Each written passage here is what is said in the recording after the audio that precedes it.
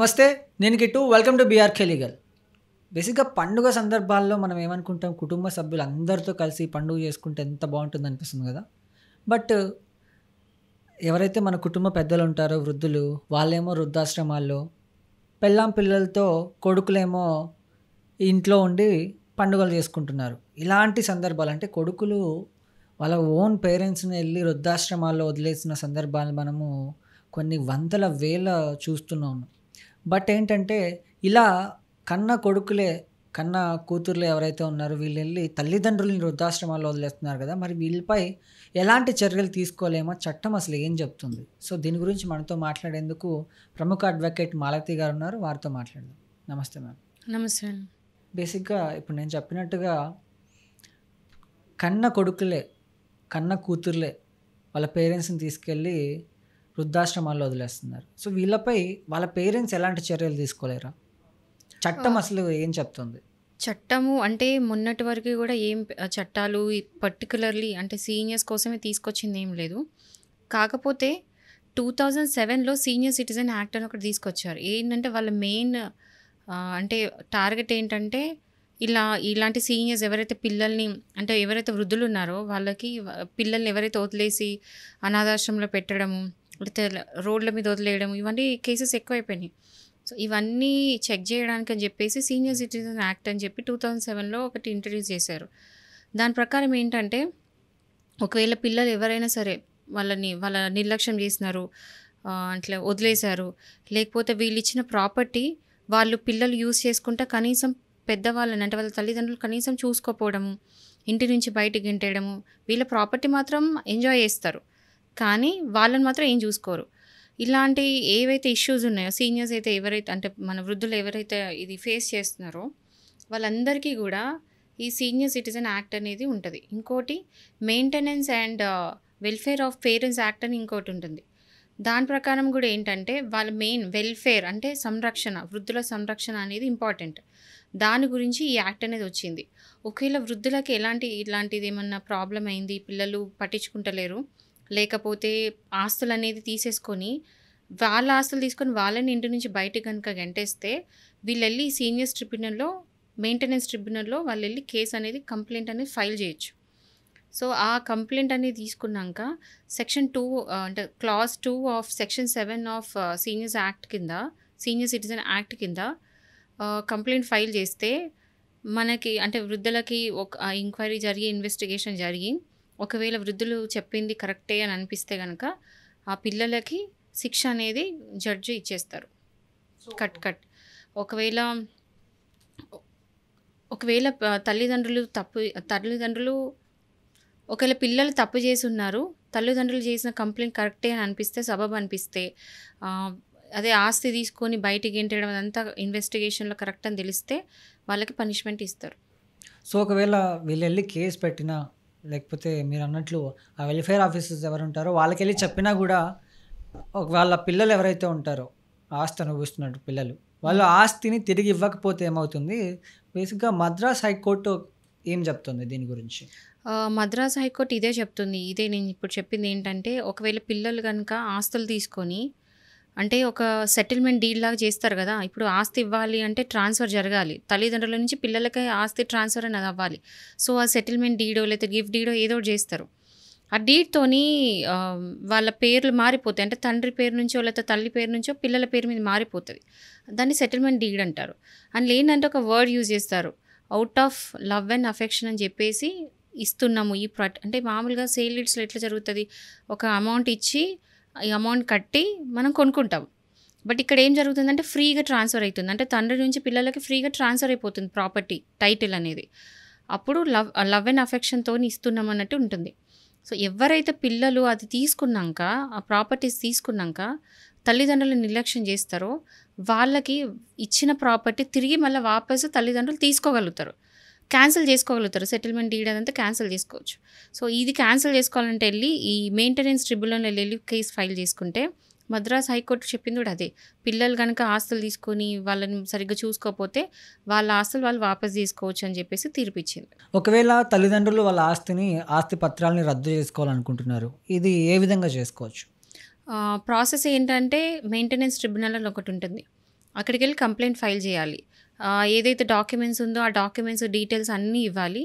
అది వాళ్ళు పరిశీలించి దానికి కంప్లెయింట్ ఫైల్ అయిన తర్వాత పిల్లల్ని కోర్టుకి పిలిపించి విచారణ చేసి ఒకవేళ అది కరెక్ట్ అని అనిపిస్తే వాళ్ళకి ఆ ఆస్తి అనేది వాపస్ ఇవ్వమని చెప్పి అదొకటి ఉంటుంది. లేదు పిల్లలని నిర్లక్ష్యం చేస్తున్నారని కంప్లెయింట్ పెడితే కూడా వాళ్ళకి మందలించి మీ తల్లిదండ్రులను చూసుకోండి అని చెప్పి నెలకి ఇంత మెయింటెనెన్స్ ఇవ్వండి అని చెప్పేసి జడ్జి గారు తీర్పిస్తారు. సో బేసిక్గా ఇందాక మీరు అన్నట్లు లవ్ అండ్ ఎఫెక్షన్ అనే ఒక పదాన్ని వాడుతూ ఉంటారు. అంటే ఇది ఏ సందర్భాల్లో అంటే వాడమని కూడా చెప్తూ ఉంటారు. అంటే పిల్లలు ఎవరైతే ఉన్నారో ఇది ఏ సందర్భాల్లో వాడతారు, అంటే దీనికి అర్థం ఏంటి, ఇది వాడితే ఏమవుతుంది, లేకపోతే ఆ పదాన్ని వాడకపోతే ఏం జరుగుతుంది? లవ్ అండ్ ఎఫెక్షన్ అంటే ఏంటంటే, ఇప్పుడు మీ నుండి నేను ఒక ఆస్తి కొనుక్కున్నాను. ఓకే, మీ దగ్గర నుంచి నేను ఒక ఇల్లు కొనుక్కున్నాను. మీరు దాని రేటు 10 లక్షలు అని చెప్పారు. నేనేం చేస్తాను, ఆ 10 లక్షలు మీకు ఇచ్చి నేను ఇది కొనుక్కుంటా. అంటే ఆస్తి మీది కానీ నేను తీసుకుంటున్నా. సో అది సేల్ డీడ్ అవుతుంది. ఆ సేల్ డీడ్లో ఏం రాసుకుంటాము, ఇంత పలానా అమౌంట్కి నేను ఇంత పలానా డబ్బులు ఇచ్చి నేను కొనుక్కున్నాను అని నేను చెప్తా. కానీ తండ్రి నుంచి పిల్లలకి ఇస్తున్నారు అంటే ఇక్కడ డబ్బుల వ్యవహారం ట్రాన్సాక్షన్ అనేది ఏది ఉండదు. అవునా? సో ఫ్రీగా ఇస్తున్నట్టే. ఆ ఫ్రీ కూడా ఎందుకు ఇస్తున్నాము అంటే out of love and affection, అంటే ప్రేమ ఆప్యాయతోని నేను ఈ ఈ ఆస్తి అనేది నేను నా పిల్లలకి ఇస్తున్నా అని చెప్పి రాస్తారు. సో ఏ లవ్ అండ్ అఫెక్షన్తోనైతే ఆ ఆస్తి అనేది పిల్లలకి ఇస్తున్నారో, ఒకవేళ అదే ఆ లవ్ అండ్ అఫెక్షన్ కనుక పిల్లలు మళ్ళీ తిరిగి ఇవ్వకపోతే సీనియర్ సిటిజన్ యాక్ట్ 2007 ప్రకారము అది క్యాన్సిల్ చేసుకోవచ్చు. అంటే cancellation of gift deed, cancellation of settlement deed అనేది తల్లి ఆర్ తండ్రి పిల్లలకి ఇచ్చిన ఆస్తిని ఏ టైంలో అయినా క్యాన్సిల్ చేసుకోవచ్చు. దానికి వెళ్ళి ట్రిబ్యునల్లో కంప్లైంట్ చేయొచ్చు ఆర్ డిస్ట్రిక్ట్ మెజిస్ట్రేట్కి వెళ్ళి కూడా కంప్లైంట్ చేయొచ్చు. డిస్ట్రిక్ట్ మెజిస్ట్రేట్ అంటే కలెక్టర్, అక్కడికి వెళ్ళి మనం అర్జీ పెట్టుకోవచ్చు. ఇట్లా నా పిల్లలు నన్ను చూడట్లేదు, నాకు ప్రొటెక్షన్ కావాలి, నాకు సేఫ్టీ లేదు అంటే ఒకవేళ పిల్లల నుంచి ఇబ్బంది ఉండే ఏదైనా ప్రాబ్లం అయితే, కొన్ని ఈ ఇన్సిడెంట్స్ చూస్తున్నాం కదా, ఒక కూతురు వేరే ఒక కంట్రీలో శ్రీలంకలో అనుకుంటా సొంత తల్లినే చాలా కొట్టింది. అంటే తల్లిని చాలా 80 ఏళ్ళు 90 ఏళ్ళు ఉంటుంది, వాళ్ళ మదర్ని చాలా అంటే చూసుకోలేక చాలా విపరీతంగా కొట్టింది. ఇలాంటివి జరుగుతూ ఉంటాయి. సో ఒకవేళ అలాంటి ప్రొటెక్షన్ కానీ కావాలి అనుకుంటే కూడా కంప్లైంట్ పెట్టచ్చు. రెండోది ఇది ప్రొటెక్షన్ కోసం. రెండోది ఒకవేళ సరిగ్గా పిల్లల్ని సరిగ్గా చూసుకోవట్లేరు తల్లిదండ్రులు అంటే కూడా వెళ్ళి అంటే డబ్బులు ఇవ్వడము, నెల మెయింటెనెన్స్ చూసుకోవాలి కదా, నెలకు వాళ్ళకి ఫుడ్, షెల్టర్, బట్టలు ఇవన్నీ బేసిక్ కమ్యూనిటీస్, అంటే మినిమం ఒక మనిషికి ఉండాల్సిన అవసరాలు ఇవి.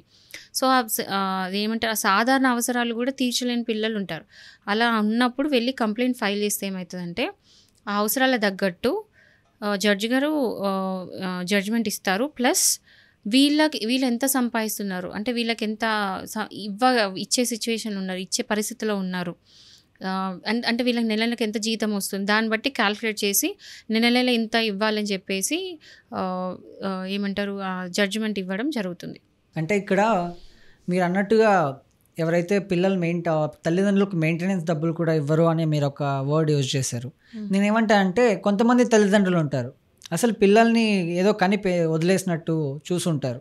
సో వీళ్ళు కూడా అంటే చివరి రోజులు ఏవైతే ఉంటాయో వృద్ధాప్యంలో అప్పుడు వెళ్ళి మా పిల్లలు మమ్మల్ని చూసుకోవట్లేదని కేసు వేసే అవకాశాలు ఉంటాయా? ఒకవేళ తల్లిదండ్రులు చూసుకున్నా చూసుకోకపోయినా ఏమైనా సరే తల్లిదండ్రులు పిల్లల్ని కన్నప్పుడు తల్లిదండ్రులు పిల్లల్ని చూసుకోవాల్సిన బాధ్యత తల్లిదండ్రులది. అలాగే తల్లిదండ్రులు ఒక వృద్ధాప్యం వచ్చిన తర్వాత పిల్లలు కూడా తల్లిదండ్రులను చూసుకోవాలి, అది వాళ్ళ బాధ్యత. ఓకే, ఎందుకంటే వాళ్ళు ఆ ఏజ్లో ఆ వయసులో వాళ్ళు సంపాదించుకోలేరు, వాళ్ళని వాళ్ళు చూసుకోలేరు. మరి వీళ్ళు కూడా చిన్నప్పుడు సంపాదించుకోలేరు, వాళ్ళని వాళ్ళు చూసుకోలేరు. అలాంటి సందర్భాల్లో వాళ్ళని చూసుకోకుండా ఇప్పుడు నేను చిన్నప్పుడు పెట్టలేదు కదా అని చెప్పేసి నేను వృద్ధాప్యంకి వచ్చిన తర్వాత నేను అడగకుండా ఉండడం ఉండదు. అర్థమైందా? ఒకవేళ అంటే తల్లిదండ్రులు ఇది నేను చిన్నప్పుడు చూసుకోలేదు కదా అని ఒకటి చూపించి నువ్వు మెయింటెనెన్స్ ఇవ్వద్దు అనడానికి చట్టంలో ఎలాంటి ప్రావిజన్ లేదు అట్లా. ఓకే, సెక్షన్ 125 ఆఫ్ సిఆర్పిసి ఏమి చెప్తుందంటే భర్త తన భార్యని పోషించాల్సిందే, భర్త తన పిల్లల్ని పెళ్ళయ్యే వరకు పోషించాల్సిందే. సెక్షన్ 125 ఇది కూడా చెప్తుంది ఏంటంటే తల్లిదండ్రులను చూసుకోవాల్సిన బాధ్యత పిల్లలదే అని చెప్పి. సో చట్టం ఇది చెప్తుంది కాబట్టి చిన్నప్పుడు చూసుకున్నారా లేదా అనేది పక్కకి పెడితే పిల్లలు తల్లిదండ్రులని ఒక ఏజ్ వచ్చాక వాళ్ళు చూసుకోలేని టైంలో వీళ్ళు వాళ్ళని పోషించాల్సిందే డబ్బుల పరంగా అండ్ ఆల్సో చూసుకోవడంలో కూడా. సీనియర్ సిటిజన్స్కి ఈ సహాయం ఎవరు చేస్తుంటారు అంటే సీనియర్ సిటిజన్ వెల్ఫేర్ ఆఫీసర్లుగా కూడా కొంతమంది ఉంటారు, అంటే సోషల్ వెల్ఫేర్ ఆఫీసర్లు. సో వీళ్ళ బాధ్యతలు ఏంటి అసలు? సోషల్ వెల్ఫేర్ ఆఫీసర్ ఒకటే. వాళ్ళు ఏం చేయాలి అంటే ఏవైతే గవర్నమెంట్ స్కీమ్స్ ఉన్నాయో, ఇప్పుడు స్కీమ్స్ అంటే సీనియర్ సిటిజన్స్ కోసం కొన్ని స్కీమ్స్ గవర్నమెంట్ ఇంట్రడ్యూస్ చేసింది. సో ఆ స్కీమ్స్ అనేవి ప్రాపర్గా జరుగుతున్నాయా లేదా, మళ్ళీ ఎన్జిఓస్ కూడా ఉంటాయి, సీనియర్ సిటిజన్ ప్రొటెక్ట్ చేసే ఎన్జిఓస్ ఉంటాయి, అవి కూడా సరిగ్గా అంటే మెయింటైన్ చేస్తున్నాయా లేవా, ఇలాంటి వాటి మీద అంటే కరెక్ట్గా మెయింటైన్ అవుతుందా లేదా అని చెక్ చేయడానికి ఈ ఆఫీసర్స్ అనేవాళ్ళు ఉంటారు. అంటే తమ ఆస్తులు లాక్కొని ఏవైతే కొడుకులు కోడలు ఉంటారో వీళ్ళు సరిగ్గా చూసుకోవడం లేదు వాళ్ళ అత్త మామల్ని కానీ తల్లిదండ్రులు కానీ, అలాంటప్పుడు సీనియర్ సిటిజన్స్ తీసుకోవాల్సిన మొదటి స్టెప్ ఏంటి? సీనియర్ సిటిజన్స్ ఎవరైతే ఉన్నారో వాళ్ళు వెళ్ళి ఒక కంప్లైంట్ ఫైల్ చేయాలి. మీరు యాజ్ ఏ అడ్వకేట్గా ఇలాంటి కేసు ఎన్నో చూసుంటారు, మీ అనుభవానికి వచ్చిన కేసులో అంటే మీరు గుర్తించింది ఏంటి అందులో? ఫస్ట్ ఏంటంటే ఒకవేళ సీనియర్ సిటిజన్స్కి పిల్లలతోని ఇబ్బంది అయింది అంటే ఇచ్చిన ప్రాపర్టీ వెనక్కి తీసుకోవాలనుకుంటున్నారు, ఎందుకంటే సరిగ్గా చూసుకోవట్లేదు కాబట్టి అదొకటి, లేకపోతే నెల నెల మెయింటైన్ చేయట్లేదు అని ఇంకొకటి.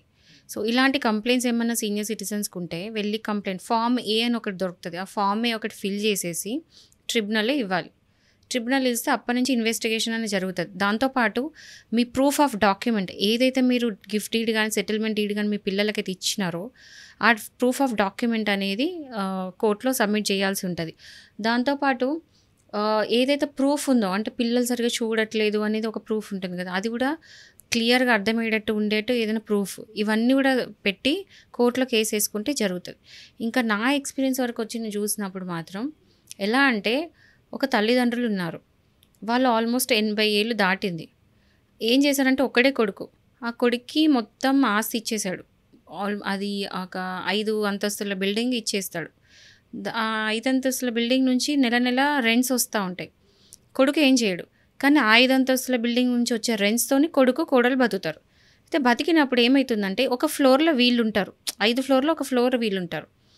వీళ్ళ ఫ్లోర్లు ఏంటంటే వీళ్ళకి సరిపోవట్లా, వీళ్ళు ఏం చేసినారు, పాతిల్లో ఏదైతే ఉంటుందో ఒక రేకుల షెడ్, అంటే రేకుల నుంచి మొత్తం నీళ్ళు పడుతూ ఉంటాయి, ఆ రేకుల షెడ్ని ఇద్దరు తల్లిదండ్రులు పంపించేసి వీళ్ళు ఈ 5 స్టోర్ బిల్డింగ్లో వీళ్ళే ఉంటున్నారు, రెంట్స్ వీళ్ళే అనుభవిస్తున్నారు. కనీసం ఆ డబ్బులు కూడా తల్లిదండ్రులకి కనీసం 1000-2000 కూడా ఇవ్వట్లేదు. అంటే వీళ్ళు ఎలా బతకాలి, బతకడం కష్టమే, ఆ రేకుల ఇంట్లో ఉండడం కష్టమే. సో అది లోవర్ కోర్టులో అంటే కలెక్టర్ దగ్గర కేసు ఫైల్ అయింది, కలెక్టర్ దగ్గర నుంచి వాళ్ళకి ఎలాంటి ఏమంటారు దొరకలేదు. అప్పుడు వెళ్ళి హైకోర్టులో కేసు ఇస్తే అంటే ఆ హైకోర్టులో కేసు వచ్చడం చూసినా ఏంటంటే వాళ్ళు ఏమంటున్నారు, ఇచ్చాం కదా ఇల్లు అంటున్నారు. ఇల్లు ఇస్తే సరిపోదు కదా, ఇచ్చింది ఒక రేకుల ఇల్లు, అక్కడ ఎక్కడ బతుకుతారు, నెల నెలకి ఫుడ్ బట్టలు ఇవన్నీ ఎట్లా వస్తాయి? సో ఇది క్వశ్చన్ చేసినప్పుడు ఆ పిల్లల్ని అంటే కొడుకు ఎవరైతే వచ్చినాడో కోర్టుకి జడ్జి గారు చాలా తిట్టి మెయింటెనెన్స్ ఒక 5 నెలల మెయింటెనెన్స్ ఒకేసారి బ్యాంకులు ఇప్పటికిప్పుడు ఒక రోజు 24 అవర్స్లో వేసేయమని చెప్పి ఇమ్మీడియట్గా యాక్షన్ తీసుకున్నారు. సో ఇది నేను చూసిన కేసులలో ఒక వన్ ఆఫ్ ద కేసు ఇది. సో కేసుల గురించి కూడా మనం మాట్లాడుకుంటే అండ్ వీడియోస్ కూడా మనం చాలా చూస్తుంటాం. అంటే వీళ్ళు ఉంటారుగా వృద్ధుల్ని ఎత్తి మంచం మీద నుంచి కింద పడేయడం, కొట్టడం, మామూలుగా కోడలు అయితే కొడుకులు లేనప్పుడు ఇష్టం వచ్చిన కొట్టడం, తిట్టడం, కాళ్ళతో తన్నడం మనం చూసాం. సో అంతెందుకు సొంత కూతుర్లు కూడా కొట్టిన సందర్భాలు ఉన్నాయి. ఒక వీడియోలో నేనేం చూసానంటే బైక్ మీద తల్లిదండ్రులు ఇద్దరిని ముసలోళ్ళు 90 ఏళ్ళ పైన ఉంటారు, వాళ్ళని బైక్ మీద కూర్చోబెట్టుకొని రోడ్డు మీద దింపేసి వదిలేసి ఆ బ్యాగ్ వాళ్ళ మీద ఇసిరేసి వాళ్ళ ముఖం మీద ఇసిరేసి వాళ్ళ బట్టల బ్యాగ్ వాళ్ళ ముఖం మీద ఇసిరేసి ముందుకెళ్ళిపోతాడు. వాళ్ళు పాపం అక్కడ ఏడ్చుకుంటూ కూర్చుంటే పోతారు, ఏం చేయాలని అర్థం కాక ఎక్కడికి వెళ్ళాలని అర్థం కాక. ఇలాంటి వాళ్ళ కోసం ఇలా వృద్ధుల బాగోగుల కోసం ఏమైనా చట్టాలు ఉన్నాయంటారు? ఈ చట్టమే ఉంది, సీనియర్ సిటిజన్ యాక్ట్ 2007 అండ్ ఇప్పుడు maintenance and welfare of parents act, ఈ 2 యాక్ట్స్ కూడా ఈ వృద్ధుల రైట్స్ అనేది కాపాడుతాయి అన్నమాట. ఇట్లాంటి ఏదైనా ప్రాబ్లం ఫేస్ చేస్తే వాళ్ళు ఇమ్మీడియట్గా వెళ్ళి ఈ మెయింటెనెన్స్ ట్రిబ్యునల్లో కేసు పెట్టచ్చు, లేకపోతే కలెక్టర్ దగ్గర కూడా డిస్ట్రిక్ట్ కలెక్టర్ అంటే ఏ డిస్ట్రిక్ట్ ఆ డిస్ట్రిక్ట్ కలెక్టర్ ఉంటుందో ఆ కలెక్టర్ దగ్గరికి వెళ్ళి అర్జీ పెట్టుకుంటే ఒక పలానా డేట్ రోజు పిలిపిస్తే ఆ పలానా డేట్ రోజు వెళ్ళి మీ బాధ చెప్పుకుంటే యాక్షన్ పిల్లల మీద తీసుకుంటారు. మనవాళ్ళు మనవరాళ్ళు అని కూడా కొన్ని సందర్భాల్లో వింటూ ఉంటాం, వీళ్ళని కూడా పిల్లల కిందకే వస్తుంది అని కూడా కొన్ని సందర్భాల్లో చెప్తూ ఉంటారు. అంటే దీనికి కోర్టు ఏం చెప్తుంది, ఏ సందర్భంలో ఇలా మనవాళ్ళు మనవరాలు కూడా పిల్లల కిందకే వస్తారని చెప్తుంది? ఇప్పుడు సెక్షన్ 125 ఆఫ్ సిఆర్‌పిస్‌లో ఇది మొత్తం ఉంటుంది.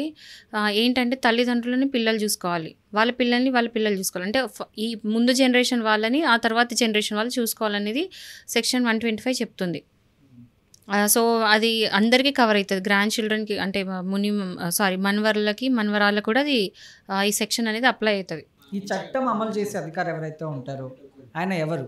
అండ్ ఎలాంటి అధికార హోదా ఆయనకుంటుంది? ఇది ఏంటంటే ఇప్పుడు ఏదైతే మెయింటెనెన్స్ ట్రిబ్యునల్ ఉందో దాంట్లో ప్రిసైడింగ్ ఆఫీసర్ ఉంటారు. ప్రిసైడ్ ఆఫీసర్ అంటే ఎవరు కాదు, judge. So, sub class 2 of section 7 of 2007 act senior citizen act ప్రకారం ఏంటంటే వాళ్ళు ఒక జడ్జిలా వ్యవహరిస్తారు. మనం ఇప్పుడు సీనియర్ సిటిజన్స్ వెళ్ళి కంప్లైంట్ చేస్తే ఇప్పుడు నేను చెప్పినట్టు కంప్లైంట్ తీసుకోవాలి. వాళ్ళు కంప్లైంట్లు ఏమేమి రాసినారో అదంతా చూసుకొని కేసు ఏంటదని చూసి దాని తగ్గట్టుగా జడ్జిమెంట్ అనేది ఇస్తారు. ఒకవేళ అది ఆస్తిది అనుకోండి, ఆస్తి వాపస్ తీసుకోవాలి, క్యాన్సిలేషన్ ఆఫ్ డీడ్ అనుకుంటా, ఆ క్యాన్సిల్ చేయడానికి ఆర్డర్స్ ఇస్తారు. లేదు పిల్లలు సరిగ్గా చూసుకోవట్లేదు అంటే దాని తగ్గట్టుగా పిల్లలకి చూసుకోమని చెప్పి అదొకటి, ప్లస్ నెలకి ఇంత ఇయ్యమని చెప్తారు. ఒకవేళ కనుక వాళ్ళు పిల్లలు ఆర్డర్స్ ఇచ్చినాక కూడా అది జడ్జి గారు ఇచ్చిన ఆర్డర్స్ పాటించకపోతే వాళ్ళకి 3 నెలల నుంచి 6 నెలల వరకు జైలు శిక్ష ఉండొచ్చు. అండ్ ఆల్సో ఒక 10,000 ఫైన్ కూడా వాళ్ళ మీద పడుతుంది. బేసిక్గా ఈ తల్లిదండ్రులను వదిలేసి, అత్తమామలను వదిలేసి ఉన్న వాళ్ళ ఆస్తి అనుభవిస్తున్న పిల్లలకి చట్టం ఏం చెప్తుంది? అసలు ఆ సీనియర్ సిటిజన్స్‌కి ఎలాంటి అవసరాలు తీర్చాలని చెప్తుంది? ఇప్పుడు ఆర్టికల్ 41 ఆఫ్ కాన్స్టిట్యూషన్ ఏం చెప్తుంది అంటే సీనియర్స్ అనేది సీనియర్స్కి వాళ్ళకి సంబంధించిన వాళ్ళ రైట్స్ అనేది వాళ్ళకి ఉండాలి అని చెప్పి. సో, ఈ ఆర్టికల్ 41 కాన్స్టిట్యూషన్ నుండే సీనియర్ సిటిజన్ యాక్ట్ వచ్చింది. మళ్ళీ maintenance and welfare of parents act అనేది వచ్చింది. దీని ప్రకారం ఏంటంటే ఒక కంప్లైంట్ కనుక పెడితే ఇప్పుడు ఒకవేళ ప్రాపర్టీ కనుక క్యాన్సిల్ చేసుకోవాలంటే ప్రాపర్టీ క్యాన్సిల్ చేసుకోవచ్చు. కానీ ఒకవేళ మెయింటెనెన్స్ అడుగుతున్నారు అంటే పిల్లలు తల్లిదండ్రులు పట్టించుకుంటారు, అసలు డబ్బులు ఇవ్వట్లేదు, ఏమి ఇవ్వట్లేదు, వాళ్ళు కనీసం తినడానికి కూడా లేదు. సో, ఏం చూస్తారంటే బేసిక్ నీడ్స్ ఏవైతే బేసిక్ నీడ్స్ పేరెంట్స్కి ఉంటాయో, ఎట్లా అంటే ఫుడ్, మళ్ళీ షెల్టర్ అంటే ఉండడానికి ఇల్లు, మళ్ళీ మెడికల్ ఖర్చులు, అది కాకుండా ఇంకేమైనా ఖర్చులు, ఇవి క్యాలిక్యులేట్ చేస్తారు. అంటే లెక్కేస్తారు. ఎంత అవసరము తల్లిదండ్రులు 2,000, 3,000, 4,000 అనేది క్యాలిక్యులేట్ చేస్తారు. సేమ్ టైం కొడుకు ఎంత సంపాదిస్తున్నాడు అనేది చూస్తారు. సో, దీనికి లెక్కేసి నెలకి ఇంత ఇవ్వాలి, అమ్మకింత, నాన్నకి ఇంత, అంటే మెడికల్ కూడా చూసుకోవాలి కదా. వృద్ధాప్యం వచ్చిన తర్వాత మెడికల్ ప్రాబ్లమ్స్ ఉంటాయి, హెల్త్ ఖరాబ్ అయిపోయి ఉంటుంది, అప్పుడు షుగర్ ఏదో ఉంటుంది. దాని తగ్గట్టు మెడిసిన్స్కి తగ్గట్టు డబ్బులు అనేది లెక్క కట్టి ఇంత ఇవ్వాలని చెప్పేసి అది జడ్జిమెంట్ అనేది ఆర్డర్స్ అనేది జడ్జి ఇస్తారు. అట్లా కాకుండా గవర్నమెంట్ కూడా ఎన్నో స్కీమ్స్ పెట్టింది. ఇందిరాగాంధీ నేషనల్ పెన్షన్ స్కీమ్ అని చెప్పి అదొకటి. మళ్ళీ ఎన్జిఓస్లో కూడా ఏంటంటే ఫ్రీ షెల్టర్ ఇస్తారు. అంటే ఎన్జిఓస్ అంటే ఏంటి, అనాథాశ్రమాలు మనకి ఎక్కడంటే అక్కడ కనిపిస్తున్నాయి. కొంతమంది ఫండింగ్ చేసుకుంటా కూడా ఫ్రీగా షెల్టర్ ఇస్తున్నారు అని చెప్పేసి అట్లా ఇస్తున్నారు. అక్కడ కూడా వెళ్ళి పేరెంట్స్ ఉండొచ్చు. సో, ఇవన్నీ చెక్ చేయడానికి ఆఫీసర్స్ అని ఉంటారు. వాళ్ళు ఎప్పటికప్పుడు చెక్ చేస్తూ ఉంటారు ఈ స్కీమ్స్ అన్ని, ఎన్జిఓస్ అన్ని కరెక్ట్ చేస్తున్నారు అని చెప్పి. ఒక తల్లిదండ్రులకి 2 కొడుకులు ఉన్నారు. సో, అందులో ఒక్కరు మాత్రమే తల్లిదండ్రులను చూసుకుంటున్నారు. సో, తల్లిదండ్రులు అప్పుడు ఆ ఒక్క కొడుక్కి ఆస్తి ఇవ్వచ్చా? ఆ ఒక్క కొడుక్కి ఇస్తే చెందుతుందా? లేకపోతే ఇద్దరికి సమానంగా ఆస్తి పంచుకోవాలా? ఇప్పుడు ఒకవేళ ఆస్తి అనేది తండ్రిదే, అంటే తండ్రి ఆర్జించుకున్న ఆస్తిది, అంటే వాళ్ళ తాతలు ముత్తాతల నుంచి రాలేదు, తనే స్వతహా ఆర్జించుకున్న ఆస్తి అయి ఉంటే అది ఆయన ఎవరైనా వీలునామా త్రూ ఇచ్చుకోవచ్చు. అంటే నా కొడుకు నాకు చాలా సేవ చేసినాడు అని చెప్పేసి కొడుక్కి. కొన్ని సందర్భాల్లో ఏమవుతుందంటే కొడుకులు అసలు అంటే ఒక 2 కొడుకులు ఉండి ఒక కూతురు ఉందనుకోండి, 2 కొడుకులు అసలు ఎలాంటిది కూడా పట్టించుకోలేదు తల్లిదండ్రులని, కూతురు మాత్రమే చేసింది అనుకోండి. ఒకవేళ అది సెల్ఫ్ అక్వైర్డ్ ప్రాపర్టీ అయి ఉంటే తండ్రి మొత్తం ఆస్తి కూతురికి ఇవ్వచ్చు, మొత్తం తన పేరు మీద పెట్టేయచ్చు. దానికోసం ఒక వీలునామా అనేది చేసేసి ఇచ్చేస్తే మొత్తం ఆస్తి ఎవరికైతే రాసిచ్చారో వాళ్ళకి చెందుతుంది. సో, కొన్ని సందర్భాల్లో ఇందాక మనం మాట్లాడుకున్నట్టు ఏం జరుగుతుందంటే తల్లిదండ్రుల్ని చంపడానికి కూడా వెనకాడినటువంటి పిల్లల్ని మనం చూసాం. సో, తల్లిదండ్రుల్ని అంటే ఎవరైతే సీనియర్ సిటిజన్స్ ఉంటారో వాళ్ళని తిట్టినా, ఒకవేళ కొట్టినా, అసభ్యకరమైన పదజాలంతో యూజ్ చేసినా కూడా ఇలాంటి వాళ్ళకి కోర్టు ఎలాంటి శిక్షలు విధిస్తుంది? వాళ్ళు చేసిన దాన్ని బట్టి ఉంటుంది. వీళ్ళు వెళ్ళి అంటే ఇప్పుడు చాలా మటుకు ఏమవుతుందంటే కేసులన్నీ కూడా బయటికి రావు, లోపల ఉండిపోతారు. తల్లిదండ్రులకి ఏంటంటే అంటే ముసలి వృద్ధాప్యం ఉన్న వాళ్ళకి, వృద్ధులకి ఏంటంటే వాళ్ళకి అవేర్నెస్ లేదు. అంటే వాళ్ళకి తెలీదు ఏం చేయాలో. అసలు ఇట్లాంటిది ఒక చట్టం కూడా ఉంది. ఈ చట్టం త్రూ నేను ఎళ్లి కంప్లెయింట్ పెట్టొచ్చు అని కూడా చాలామంది తెలవదు. కానీ దీనికి చట్టం అనేది ఇచ్చారు. వాళ్ళకి వృద్ధులకు సంబంధించి వాళ్ళ రైట్స్ వాళ్ళకున్నాయి. ఒకవేళ పిల్లలు గనుక అట్లాంటి బిహేవియర్ కరెక్ట్‌గా చేయట్లేదు, తల్లిదండ్రులని ఇల్ ట్రీట్ చేస్తున్నారు, సరిగ్గా చూసుకోవట్లేదు, మీరన్నట్టు కొడుతున్నారు, తిడుతున్నారు, అసభ్యకరంగా మాట్లాడుతున్నారు అంటే ఎళ్లి మెయింటెనెన్స్ ట్రిబ్యునల్ వెయ్యొచ్చు. లేదు అంటే వెళ్ళి కలెక్టర్ దగ్గర కూడా మనం కంప్లెయింట్ చేయొచ్చు. ఒక కంప్లెయింట్ ఎట్లా అంటే అక్కడికెళ్ళి చెప్తే ఈవెన్ వీళ్ళకి చదువు రాకపోయినా కూడా అక్కడికెళ్ళి కంప్లెయింట్ ఇస్తే అక్కడ ఎవరో ఒకరుండి వాళ్ళ కంప్లెయింట్ అనేది మొత్తం రిటర్న్ ఫామ్‌లో తీసుకొని కంప్లెయింట్ అనేది అక్కడ ఫైల్ అయితది. దాని తగ్గట్టు కలెక్టర్ గారు ఇమ్మీడియేట్‌గా యాక్షన్ తీసుకుంటారు.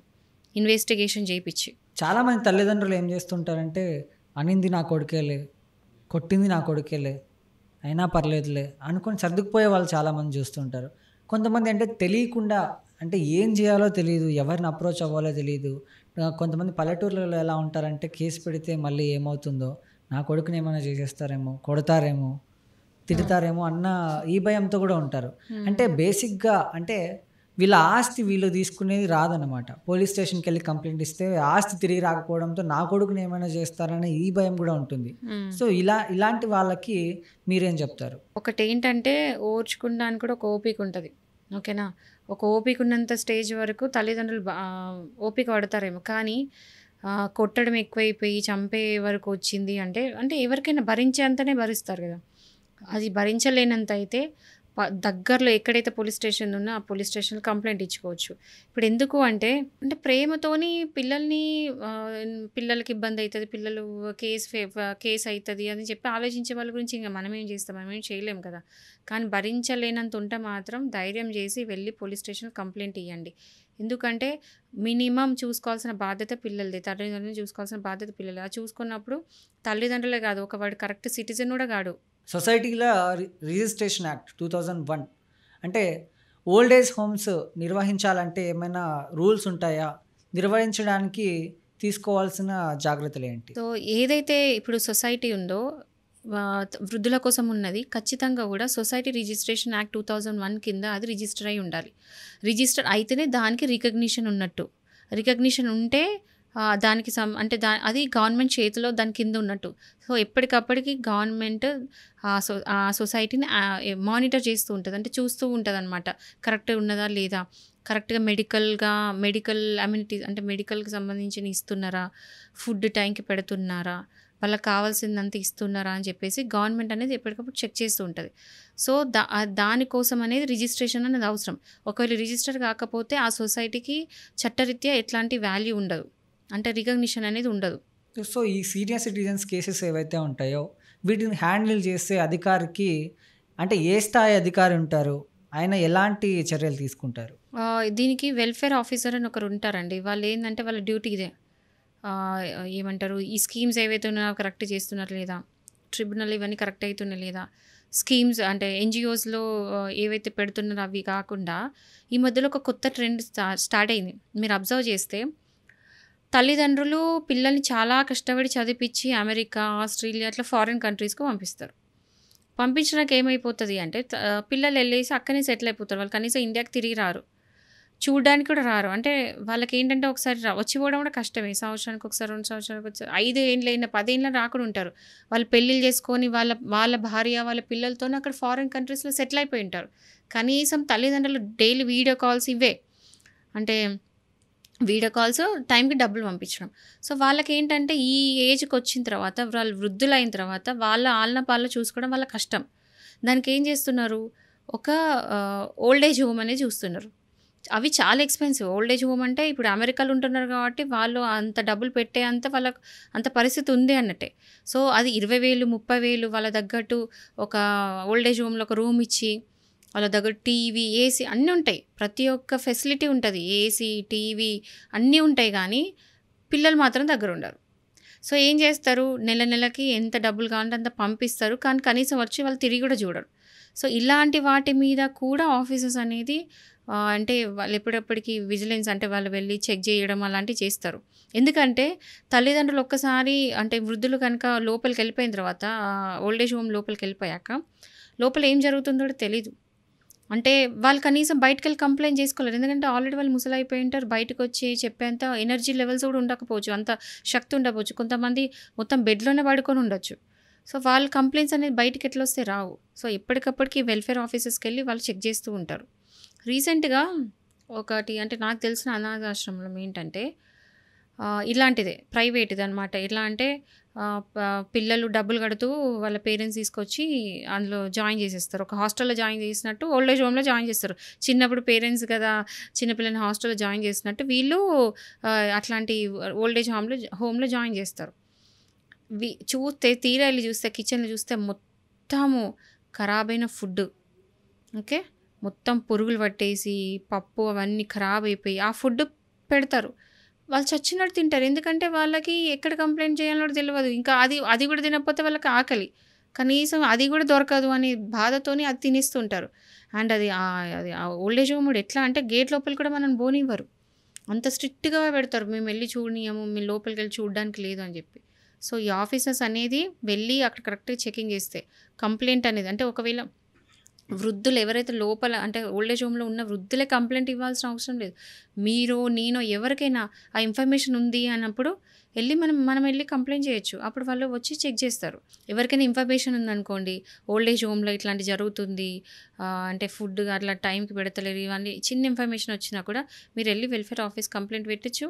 ఈవెన్ కలెక్టర్‌కి పెట్టొచ్చు. ఈవెన్ పోలీస్ స్టేషన్‌లో కూడా మీరు కంప్లెయింట్ పెట్టొచ్చు. కొంతమంది అంటే కొన్ని ఓల్డ్ ఏజ్ హోమ్స్‌లోనే మనం చూస్తూ ఉంటాం. వీళ్ళేం చేస్తుంటారంటే పైకేమో ఓల్డ్ ఏజ్ హోమ్ అని చెప్పేసి లోపల ఉన్న వాళ్ళంటే వీళ్ళు కిడ్నీలు అమ్ముకోవడం ఇట్లాంటి పనులు కూడా అంటే ఇల్లీగల్ దందాకి కూడా పాల్పడుతుంటారు.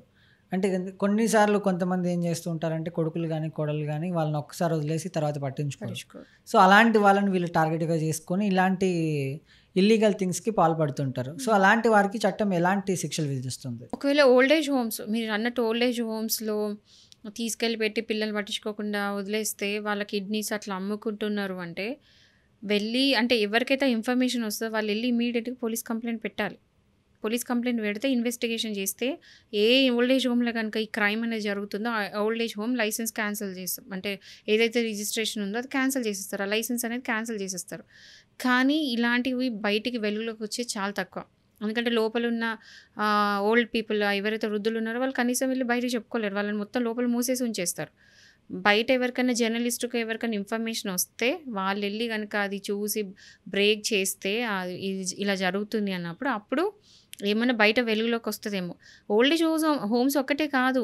ఓల్డ్ ఏజ్ హోమ్స్‌తో పాటు ఈ మధ్యలో ఏందంటే చిల్డ్రన్స్ కూడా అంటే చిల్డ్రన్ కూడా సంబంధించి అనాథాశ్రమం అంటారు చూడండి. అనాథాశ్రమంను ఈ ఓల్డ్ ఏజ్ హోమ్స్ కలిపి పెడుతున్నప్పుడు ఏంటంటే ఈ క్రైమ్స్ ఇవన్నీ ఎక్కడైనా జరిగే ఛాన్సెస్ ఉన్నాయి. సో, పిల్లలది గానీ లేకపోతే వృద్ధులది గానీ అవయవాలు అమ్ముకోవడం ఇలాంటివి ఏమైనా జరిగితే అలాంటి ఇన్ఫర్మేషన్ ఏమైనా బయటకుంటే వెళ్ళి ఇమీడియట్‌గా దగ్గరలో ఉన్న పోలీస్ స్టేషన్ కంప్లెయింట్ చేస్తే ఇన్వెస్టిగేషన్ జరిగితే అది క్యాన్సిల్ అవుతుంది. సో, ఒక రెస్పాన్సిబుల్ సిటిజన్ లాగా ఎవరికైనా ఇలాంటి ఇన్ఫర్మేషన్ వస్తే గనక వెళ్ళి కంప్లెయింట్ చేయండి. భయపడకండి అసలుకి. ఎంతోమంది జీవితాలు మీరు కాపాడిన వాళ్ళు అవుతారు. సీనియర్ సిటిజన్లకు సంబంధించిన సంక్షేమం కానీ వీటిని అమలు చేయడానికి కానీ అలాగే వీళ్ళ సమస్యలకు కానీ వీటన్నిటికీ సంబంధించి ఏదైతే చట్టం ఉందో ఆ చట్టాన్ని అమలు చేయడానికి కూడా సీఎం సారథ్యంలో రాష్ట్ర స్థాయిలో కానీ జిల్లా స్థాయిలో కానీ ఒక కమిటీని తీసుకొచ్చింది. ఇప్పుడు ఆ కమిటీ ఎలా వర్క్ చేస్తుంది అంటారు? స్టేట్ లెవెల్లో డిస్ట్రిక్ట్ లెవెల్లో కమిటీస్ అనేది ఫామ్ అయింది. ఎస్పెషల్లీ అంటే ఈ సీనియర్ సిటిజన్స్ రైట్స్ ఏవైతే ప్రొటెక్ట్ చేయడానికి ఉన్నాయో దానికోసం అనేది కమిటీ లెవెల్స్ అనేది ఫామ్ అయింది. యాక్చువల్గా ఏంటంటే ముందు ఈ 2007 కంటే ముందు కూడా ఏది కూడా సీనియర్స్కి సంబంధించి ఒక్క చట్టం కూడా లేదు. అంటే వృద్ధులకు సంబంధించి వాళ్ళ రైట్స్ వాళ్ళ ప్రొటెక్షన్కి సంబంధించిన రైట్స్ ఒకటి కూడా లేదు. ముందు ఎలా ఉంటుండంటే ఒక గిఫ్ట్ డీడ్ చేసినాము అంటే గిఫ్ట్ డీడ్ అంతే పిల్లలకి ఇచ్చేసినంటే తిరిగి తీసుకోవడానికి అవకాశం కూడా లేదు. బట్ ఈ సీనియర్ సిటిజన్ యాక్ట్ ప్రకారం ఏంటంటే నువ్వు ఇచ్చిన గిఫ్ట్ డీడ్ రివొకేషన్ చేసుకోవచ్చు. అంటే క్యాన్సిల్ చేసుకోవచ్చు ఎనీ టైం. ఏ టైంలో అయినా సరే నా పిల్లలు నన్ను సరిగ్గా చూడట్లేదు అంటే నేను ఆ గిఫ్ట్ డీడ్ క్యాన్సిల్ చేసుకుంటా. నేను ఇచ్చిందే నువ్వు నన్ను బాగా చూసుకుంటావు అని. నువ్వు బాగా చూసుకున్నప్పుడు నీకెందుకు ఇవ్వాలి అని చెప్పేసి ఏ టైంలో అయినా క్యాన్సిల్ చేసుకోవచ్చు. అది ముందు ఉండేది కాదు. కానీ సీనియర్ సిటిజన్ యాక్ట్ వచ్చాక ఏ టైంలో కూడా మనం ఆ గిఫ్ట్ డీడ్ అనేది క్యాన్సిల్ చేసుకోవచ్చు. ఇదైతే బెస్ట్, ఇప్పటివరకు వచ్చిన చట్టాల్లో బెస్ట్ చట్టం. ఎందుకంటే ఆస్తి తీసుకోగానే పిల్లలు మారిపోతారు. అయిపోయింది, నా పని అయిపోయింది, నేను డబ్బులు తీసేసుకున్నా, నా డబ్బులు నాకు వచ్చేసినాయి, నా ప్రాపర్టీ నాకు వచ్చేసింది, ఇంకా నేను తల్లిదండ్రులు చూసుకుంటేనే చూసుకోపోతుంది, నన్ను అడిగేవాడేవాడు అన్నట్టు ఉండేది. ఇప్పుడు అట్లా కాదు. సంథింగ్ ఇస్ దేర్, ఏదో ఒకటి ఉన్నది, నేను పని చేసే వాళ్ళు ఉన్నారు అనే భయం ఉంటేనే కదా. ఇప్పుడు తప్పు చేయకుండా ఉండాలి అంటే పనిష్మెంట్ వస్తుందనే భయం ఉండాలి, అంతే కదా. సో ఈ పనిష్మెంట్ ఉంది కాబట్టి చాలా మటుకు చేంజ్ వచ్చింది. అండ్ పిల్లలకి ఈ భయం ఉంటేనే, చాలామంది ప్రేమతో చేయడం వేరు, ఒకవేళ ప్రేమ లేని సందర్భంలో కనీసం భయంతోనన్నా ఏదో చేస్తారని చెప్పేసి ఇలాంటి యాక్ట్స్ తీసుకొచ్చింది. సొసైటీ రిజిస్ట్రేషన్ యాక్ట్ 2001 ప్రకారము ఈ సొసైటీ అనేది ఫామ్ అయింది కూడా ఏంటంటే ఈ వృద్ధులని వాళ్ళ రైట్స్ కాపాడడానికే. మెయిన్ వాళ్ళ మోటో ఏంటంటే వాళ్ళు చూసుకోవాల్సింది ఏంటంటే వాళ్ళ వెల్ఫేర్. సో ఈ సొసైటీస్ కింద వృద్ధుల బాగోగులు చూసుకోవడము, వాళ్ళకి సంబంధించిన మెడికల్ ప్రాబ్లమ్స్, మళ్ళీ అయితే ఫైనాన్షియల్గా అంటే డబ్బుల పరంగా ఇలాంటివన్నీ కూడా చూసుకోవడానికి సొసైటీ అనేది ఫామ్ అయింది. ఇది ఎప్పటికీ అప్పటికి గవర్నమెంట్ మానిటర్ చేస్తూ ఉంటుంది. ఈ స్కీమ్ త్రూ ఏంటంటే గవర్నమెంట్ ఎప్పటికప్పుడు మానిటర్ చేస్తూ ఉంటుంది అనమాట. దానివల్ల ఏంటంటే ఒక చెక్కింగ్, అంటే మన నెత్తి మీద ఒకరు చెక్ చేస్తుంటే భయంతో మనం పనులు చేస్తాం కదా.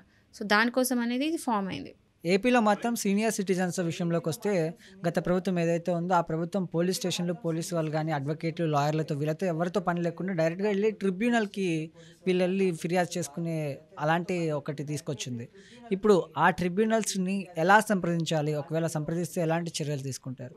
ఒకవేళ పిల్లలు కనుక తల్లిదండ్రులు ఇచ్చిన ఆస్తి అనుభవిస్తూ తల్లిదండ్రులను పట్టించుకోకపోయినా, లేకపోతే కనీసం వాళ్ళకి టైంకి ఫుడ్ పెట్టకుండా, వాళ్ళకి కావాల్సినవి చూసుకోకుండా ఇల్ ట్రీట్ చేయడం, అంటే సరిగ్గా చూసుకోకపోవడం ఇలా జరిగినప్పుడు ఆ తల్లిదండ్రులు వెళ్ళి ఈ మెయింటెనెన్స్ ట్రిబ్యునల్లో వెళ్ళి కంప్లైంట్ అనేది ఫైల్ చేయొచ్చు.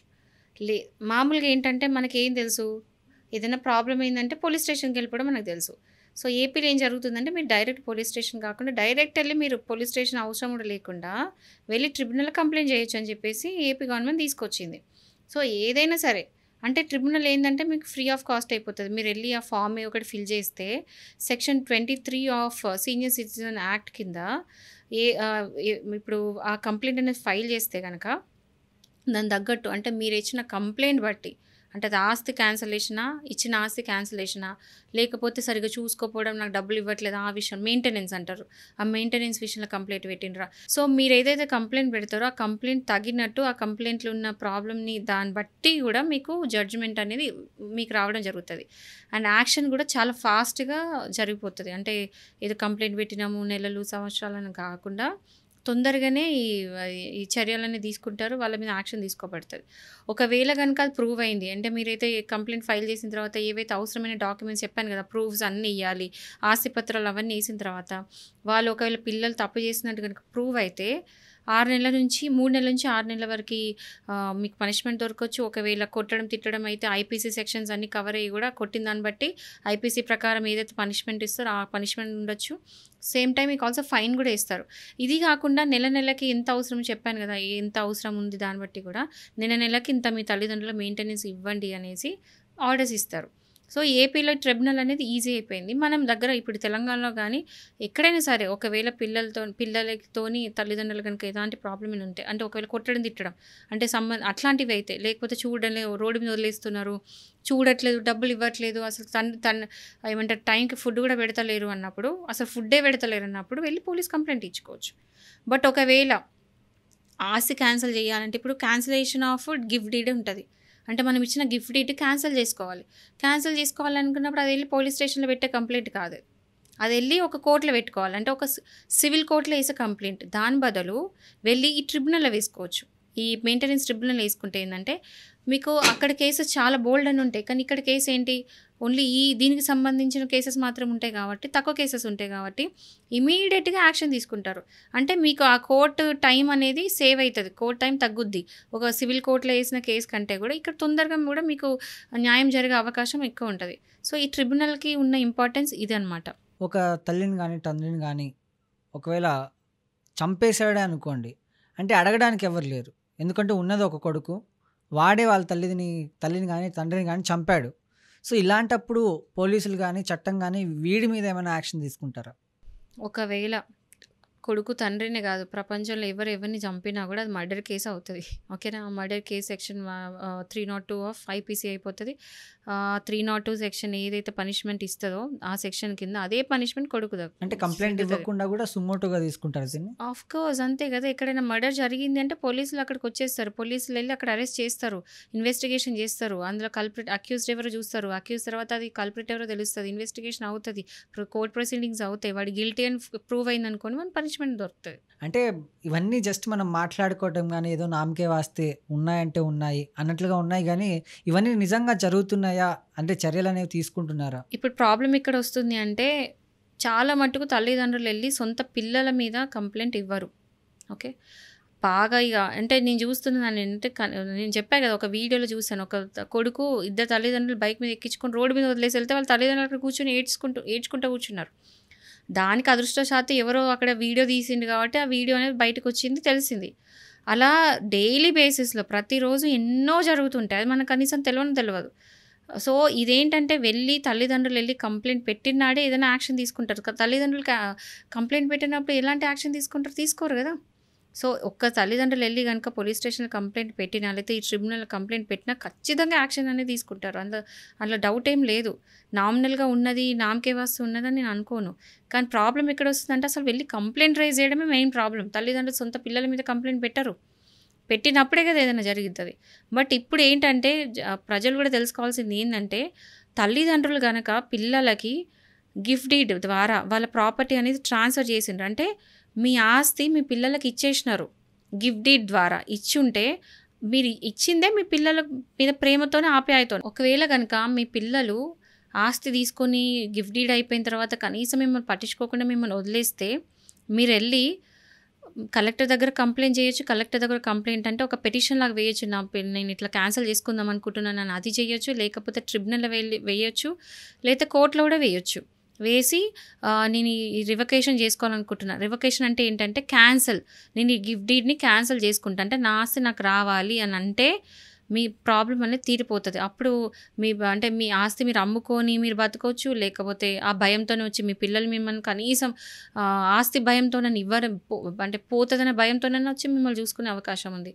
సో ఏ టైంలో సరే మీరు క్యాన్సిల్ అనేది చేసుకోవచ్చు ఇచ్చిన గిఫ్ట్ డీడ్. ఓకే, చూసారుగా, ఇది ఈనాటి వీడియో. అంటే తల్లిదండ్రులు కూడా మీరు ఎవ్వరికి భయపడాల్సిన అవసరం లేదు. అంటే కన్న కొడుకులే మిమ్మల్ని కొట్టి తిట్టి ఓల్డేజ్ హోమ్స్లో పడేసే స్థితికి మీరు ఉన్నారు, ఆ స్థితిలో ఉన్నారు అంటే మీ పిల్లల మీద మీరు ప్రేమ చూపించాల్సిన అవసరం లేదు. ఆల్రెడీ మీకు తెలిసిపోయిందిగా మీ పిల్లలు ఎలాగో మీ మీద ప్రేమ చూపించట్లేదని.